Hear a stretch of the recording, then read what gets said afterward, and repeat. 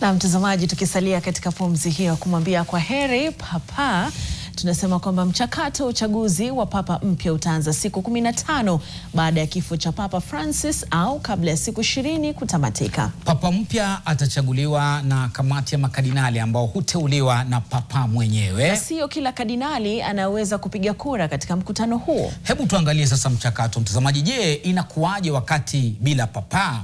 Ni kipindi kati ya Papa mwenda zake na Papa mtarajiwa ambapo makazi ya Papa yanafungwa na hakuna maamuzi muhimu ambayo yanaweza kufanyika wala kuamuliwa katika kanisa hilo Katoliki. Baada ya hapo ni kuchaguliwa kwa Papa ambapo makardinali wa chini ya umri wa miaka 80 hukutana kwenye kikao ambacho hufanywa katika eneo la ibada katika makao makuu ya Papa. Ni kikao cha kumchagua Papa mpya kupitia maombi, mashauriano na vile kura ya siri. Na hatimaye ni tangazo la Papa mpya ambapo Papa mpya huchagua jina atakalotambuliwa nalo huku akitangazwa kwa maneno Habemus Papam, yani tunaye Papa mpya.